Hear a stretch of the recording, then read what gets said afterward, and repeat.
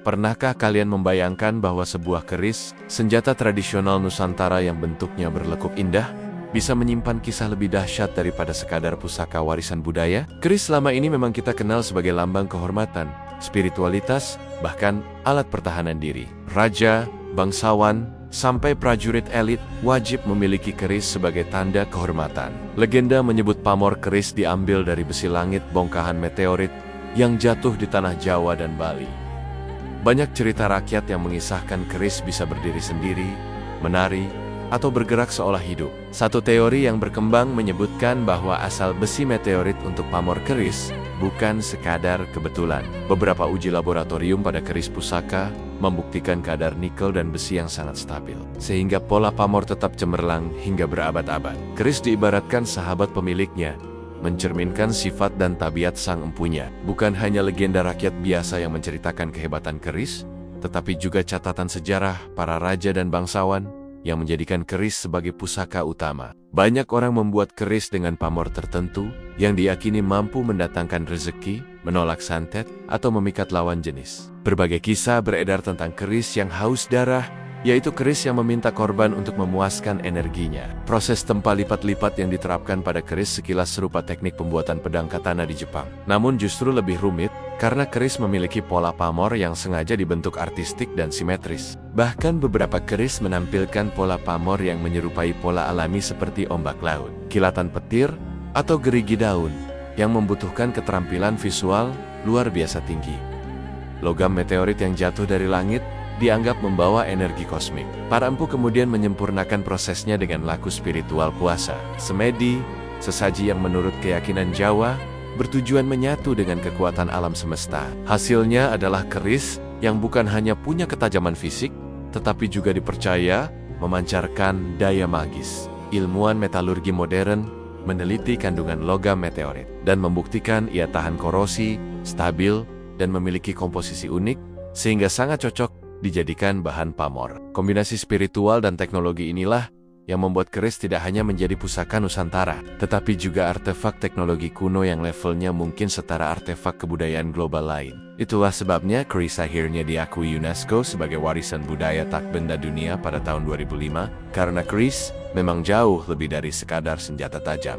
Ia adalah mahakarya peradaban manusia. Para empu Nusantara tidak sekadar pandai menempanya, tetapi juga sanggup melukis pola itu dengan presisi yang menakjubkan, padahal teknologi bantu di masa lalu sangat terbatas. Ini menimbulkan pertanyaan, dari mana para empu kuno belajar teknik metalurgi serumit itu? Benarkah mereka menemukan sendiri, atau ada pengetahuan misterius yang datang dari luar, misalnya tamu asing? Atau bahkan, jika mengikuti teori konspirasi bantuan peradaban luar angkasa, ada cerita seorang bangsawan memiliki keris pusaka yang konon membuat pemiliknya selalu menang perang. Tetapi setiap beberapa tahun harus merasakan darah manusia agar tetap hidup. Logam langit ini, menurut mereka, sengaja diturunkan ke titik-titik tertentu di bumi agar manusia belajar teknologi metalurgi. Kemudian logam tersebut diolah oleh manusia terpilih seperti para empu untuk dijadikan senjata sakral. Pemikiran ini muncul karena hampir semua budaya besar di dunia punya senjata meteorit. Mesir dengan belati Firaun, Tibet dengan pisau ritual, dan Jawa dengan keris pamor besi langit. Pola global ini menimbulkan spekulasi bahwa ada intervensi eksternal yang mengajarkan peradaban bumi tentang kehebatan logam luar angkasa. Memang sulit dibuktikan, tetapi jika dilihat pola sejarahnya, keris bukan satu-satunya contoh senjata meteorit, sehingga hipotesis ini terus menimbulkan rasa penasaran para arkeolog dan penggemar sejarah alternatif. Jika tidak, konon, keris itu bisa berbalik mencelakakan tuannya sendiri. Cerita lain menyebut keris bisa bergerak sendiri di tengah malam, keluar dari sarungnya, dan menusuk orang yang niatnya jahat kepada pemiliknya. Meskipun kisah ini sulit dibuktikan secara rasional, kepercayaan rakyat terhadap daya gaib keris sangat kuat. Bahkan hingga hari ini, banyak orang tidak berani sembarangan memegang keris tua, karena takut terkena getaran negatif atau kutukan pemilik sebelumnya. Inilah warisan psikologis yang membuat keris tidak hanya menakutkan secara fisik, tetapi juga menghadirkan aura mistis yang masih melekat di masyarakat Nusantara hingga sekarang. Proses pemilihan pamor pola di permukaan bilah tidak sembarangan. Ada pamor udan emas yang konon membawa kekayaan, pamor junjung derajat untuk mengangkat status sosial, pamor beras wutah agar pemiliknya selalu diberi kemudahan hidup. Setiap lekuk bilah dan setiap guratan pamor dipilih sesuai maksud sang pemilik. Proses spiritual dalam penempaan keris juga dirancang agar energi harapan itu benar-benar menyatu di dalam logam. Tidak jarang empu menggabungkan mantra, doa, dan laku tapa selama berhari-hari hanya demi memastikan keris memancarkan aura yang tepat. Disinilah keris menjadi semacam teknologi spiritual, sebuah hasil karya yang memadukan sains metalurgi, estetika seni tinggi, dan kekuatan batin dalam satu entitas. Tidak banyak budaya lain di dunia yang punya konsep seperti ini. Dalam kronik Majapahit misalnya, keris dipercaya menjadi simbol sahnya kekuasaan. Seorang raja tidak akan diakui oleh rakyat dan pejabat kerajaan jika belum memiliki keris pusaka yang diwariskan secara turun-temurun. Pusaka itu dianggap mengandung energi leluhur dan berfungsi sebagai pengikat legitimasi politik. Hal ini menunjukkan bahwa keris jauh melampaui fungsinya sebagai senjata.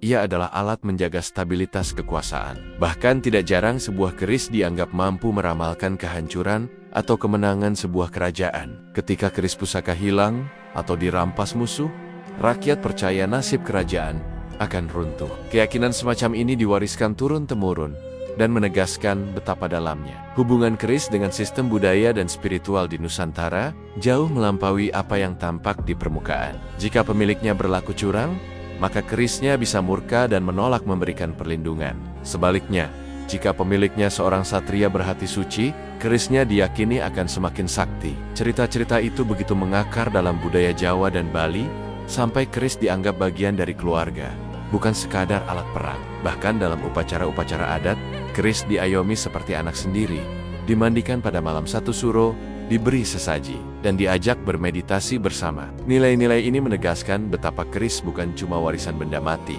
tetapi juga sarana mendekatkan manusia kepada harmoni alam, leluhur, dan sang pencipta. Sisi spiritual ini menjadi daya tarik tersendiri, karena jarang senjata lain di dunia diperlakukan seistimewa itu. Ini sulit dijelaskan kalau hanya memakai teknologi pandai besi biasa di masa lalu. Teknik pelipatan logam secara berulang, seperti proses lipatan katana di Jepang, juga ditemukan pada keris, menandakan teknologi metalurgi Jawa pada masa itu sudah sangat maju. Padahal, tidak banyak catatan tertulis bagaimana detail prosesnya, karena para empu merahasiakan ilmunya dengan ketat. Mereka hanya menurunkan secara lisan kepada murid yang dianggap layak, dengan sumpah tidak membocorkan ke orang luar. Hal ini membuat proses tempa keris seolah memiliki aura magis, walaupun di baliknya sebenarnya adalah teknik pengerjaan logam yang sangat presisi. Disinilah keris menjadi kombinasi antara seni, spiritualitas, dan teknologi metalurgi yang bahkan masih memukau para ahli zaman modern. Di banyak budaya kuno di dunia,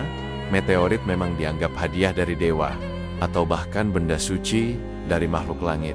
Masyarakat Mesir kuno misalnya, membuat belati untuk Firaun Tutankhamun dari meteorit. Sama halnya di Jawa, logam dari meteor dipercaya membawa kekuatan luar biasa. Jika nenek moyang kita sudah mengerti cara memproses logam sekeras itu, dengan teknologi sederhana, artinya mereka memiliki pengetahuan astronomi dan metalurgi di luar dugaan. Sebagian peneliti berani berspekulasi, mungkin para empu memperoleh ilmu atau inspirasi dari makhluk langit, entah melalui penglihatan spiritual, atau melalui kontak langsung dengan peradaban lain yang lebih maju. Teori ini memang kontroversial, tetapi tidak bisa sepenuhnya disangkal, mengingat fakta bahwa logam meteorit adalah material langka yang sulit diolah tanpa pengetahuan khusus. Konon, keris sakti dapat menolak bala, menyembuhkan penyakit, dan bahkan mematikan lawan hanya dengan getaran gaibnya. Ada pula cerita keris yang menuntut tumbal, meminta darah sebagai syarat agar kekuatannya tetap aktif.